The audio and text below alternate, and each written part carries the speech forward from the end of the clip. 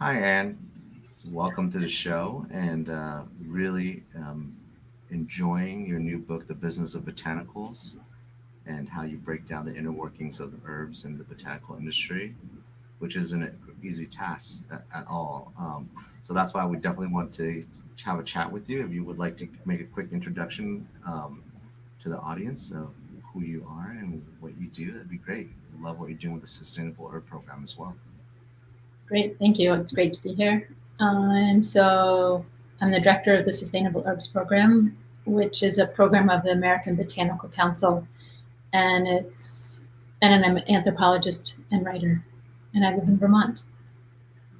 Nice. I had the luxury of meeting you when in-person events were happening still at Yeah, BioFach in Germany. It was a great experience to talk to you in person and find out more about what you guys were doing with the Sustainable Herb Program, or were going to be doing, I guess, at that point, right, with the Sustainable Herb Program. How do you view sustainability of cultivated herbs? Like, how do you view that versus something like that's wild crafted? I don't know if I see it as wildcrafted versus cultivated. It's more how is sourcing any botanical contributing to the health of the ecosystem and the health of the communities that are involved, either growing or harvesting. So then the question is the plant being, if it's a wild, then there become different questions that you ask depending on which line you go, whether it's wild harvested, then there's questions about over harvesting and the, resource management plans and things like that. And if you're cultivating, then it's questions about the health of the soil and the inputs that are used and the impact of those inputs in the water quality and air quality and worker health and things like that.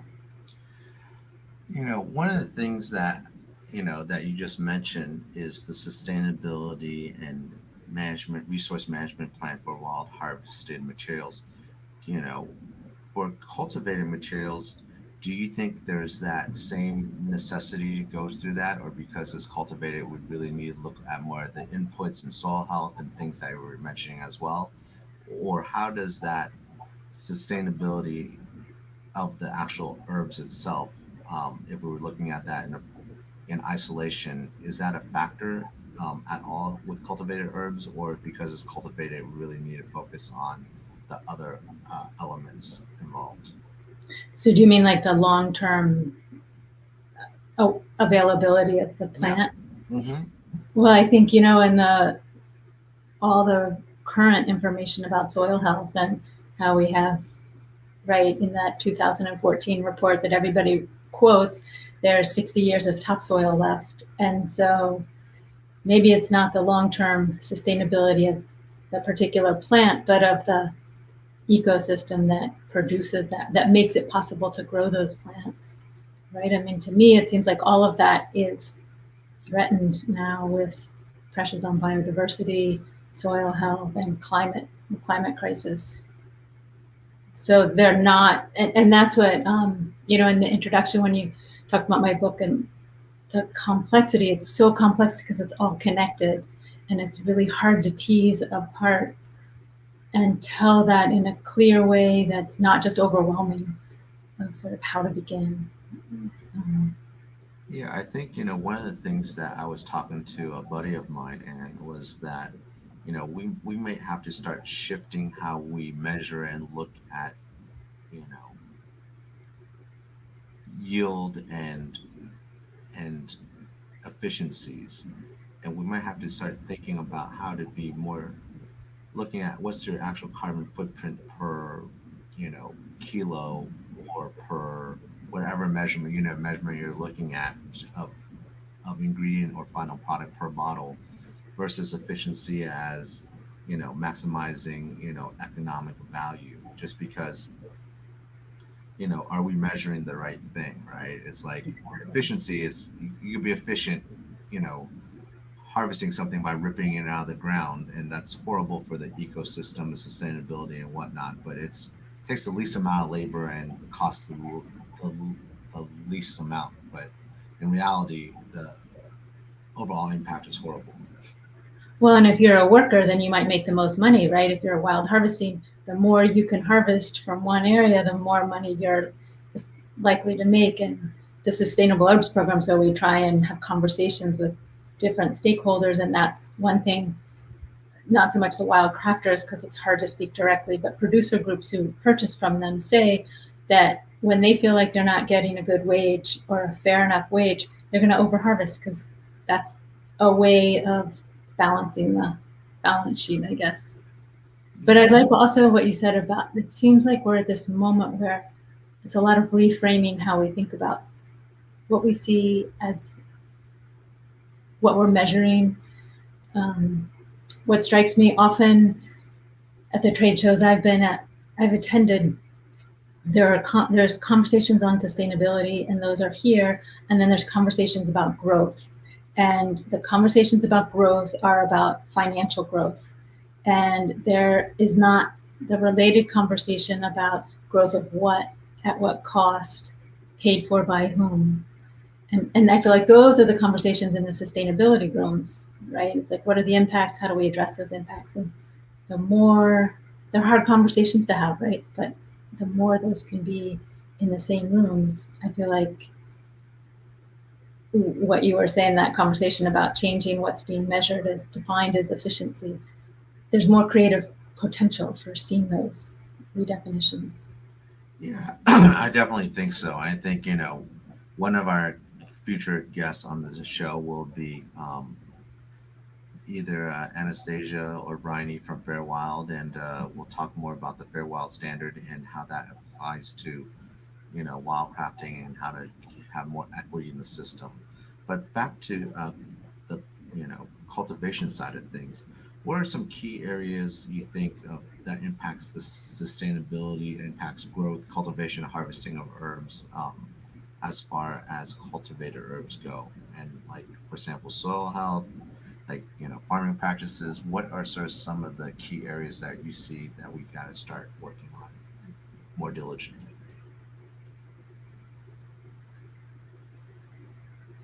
So, I mean, I'm not an expert in regenerative farming or farming practices at all. What we're trying to do is bring in experts, and so right now we're working on like a 8 to 10 minute video that is going to be really looking at what are specific farming practices that have different names, permaculture, regenerative farming, analog forestry, syntropic forestry. But basically, it's about caring for the soil, and it begins with design and balancing agroforestry with cultivated plants. Things that everybody's talking about, composting, not leaving topsoil exposed. Things like till, no till, I think it depends on how the tilling is done, and that's different in different ecosystems. We were just in Costa Rica filming in quite steep mountains just to the west of San Jose, this group that's growing turmeric. And the farm manager was saying he's balancing the impact on the workers' physical, like how hard the work is, with no-till. And so they have a machine that doesn't till super deeply. It tills some so that it's not as, so that the workers will keep doing the work. So, so that's something. I think another really interesting part of, we were visiting these different farms in Costa Rica, is the real attention to combining crops that are actively building the soil as you're harvesting something that's growing side by side. And I really look forward to the videos that we can create, because the people we spoke with are much more articulate and knowledgeable about it than I can be. But what I appreciated was the way they saw the health of this particular plant, Tulsi or whatever they're growing, with biodiversity. They have they're holding the big picture and the small picture. It's producing something for a market and getting, a good value for that product so that they can stay in business. But it's doing that in a way that's caring for the whole ecosystem. Yeah. I think, as you said, the since we do spend a lot of time at the farm level, I think one of the things that people, people talk about crop rotations and not monocropping, which is really important. But I think people often overlook the the importance of also the ability to use what I call um, the mixture or hybrid planting, meaning, you know, have some turmeric, have something else there, or have golden seal made with ginseng, so that you can use the plant's natural resistance or in resistance to something to sort of help combat the other plant's need for something. So I think like, you know, finding the right mix of things to grow together, how to rotate so that one crop will replenish the soil when the other crops takes that away. So it's very important to know what you're growing, where you're growing it, and how that works. And that's well beyond, um, at least mine expertise, right? I understand like at a very conceptual level, but I think that's what makes this so hard is that there's no easy or simple answer. Like some areas may require a lot of tilling, and some areas you don't want any tilling, um, and vice versa. And there's no one size fit all solution in this conversation. Well, and I think that's why. So I started this project kind of inspired to follow herbs through the supply chain and tell the stories of the people and places behind the finished product. And that's kind of what my book is about, is telling that journey. But I did it because I was seeing the food movement where there was so much energy and attention to where food comes from and how it's processed. I didn't see that same conversation in the herb industry as I knew it. And so I came in with a lot of naive ideas and judgments about how to do it the right way, right? And I realized it's much, much more complicated, in part because there's so many different plants with different requirements, just what you're saying. So it's not like talking about coffee or cacao. You need to understand particular ecosystems, or what you've talked about at New Herbs, the territory where it's grown and how that's different than in another territory, and how that impacts the quality, both in measurable and probably immeasurable ways. So it's quite similar to wild harvesting, right? Some plants you can harvest large quantities of, and if it's a root, then it's a totally different set of challenges. I think so, and I think our version of geo-authentic crops or Didal Yaltai is the same idea as terroir for wine, for the wine drinkers out there. And what's going to be really interesting is, to me, I'm really keeping an eye on this, is that as global warming happens, whether you believe it or not, these global weather changes happen.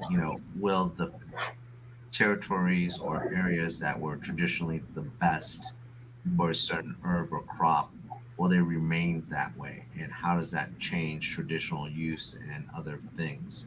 And the impact of it, because as we move from 1,500 feet elevation to 2,000 feet elevation for a crop, that's going to change the chemistry of the crop as well. Or if you go move it from somewhere that was cold and now it's warm, that's going to change it as well. And I don't know, how much that change is going to be. I'm really keeping my eye on that. What do you feel is missing from the consumer conversation on health and wellness that brands, practitioners, or manufacturers need to address as far as sustainability goes?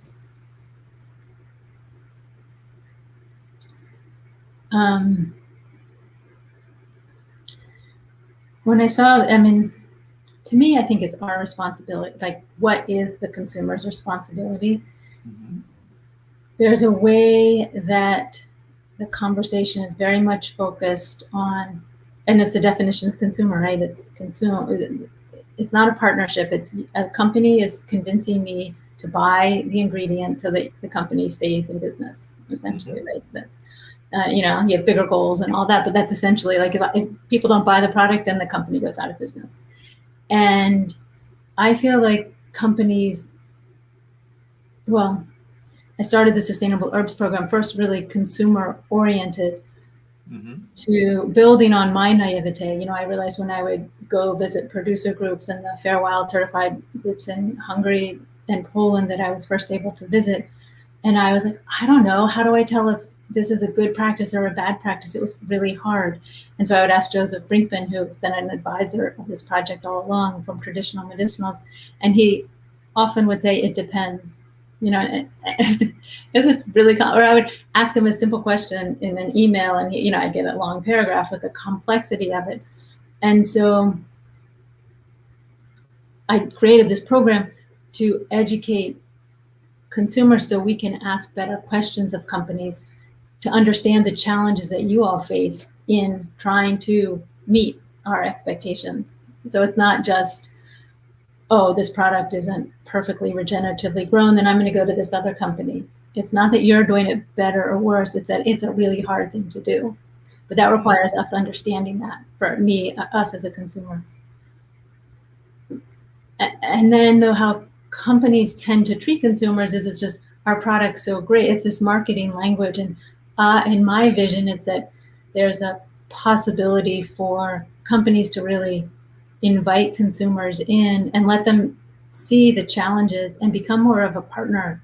Like you at New Herbs, you're trying to care for wild plants. You're trying to care for the people who grow the plants, but it's hard. And if you're allocating resources, you either do it to sell your products or to invest in the communities where you source. And if consumers sort of see that by buying your products, they're helping you do your mission, right? That they're taking some responsibility for that, not just buying the product, and if you don't do it well enough, jumping ship and going to someone else.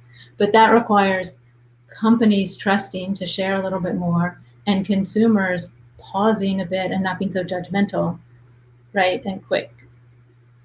Yeah.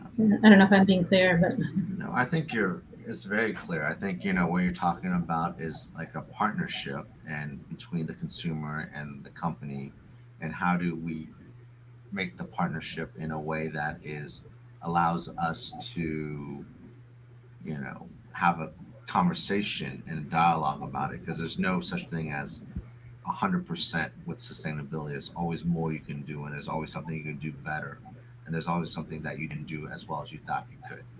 And I think that's absolutely correct. And I think one of the things that's really interesting with sustainability is, how do we sort of bring the customer along the journey in a way that they're invested, that they're willing to pay and support, these fair, sustainable labor practices and growing practices. So I think that's the hard part, right? How do we get that conversation in a way that is productive, that doesn't result in a lot of, you know, you should have done this better or that better, or, we did it great, but you just thought you don't know anything, right? Kind of thing. It's like, we don't want to get in that kind of conversation. I think it's like, how do we all continue our process to make it the best possible and continue improvement along the way? yeah, and it's challenging. Look at the things about fair trade, and we buy fair trade and think, oh, it's having this X impact, and then when it's revealed, oh, in fact, they only make this much money, and all the kind of tell-all stories, and then people say, oh, fair trade's no good.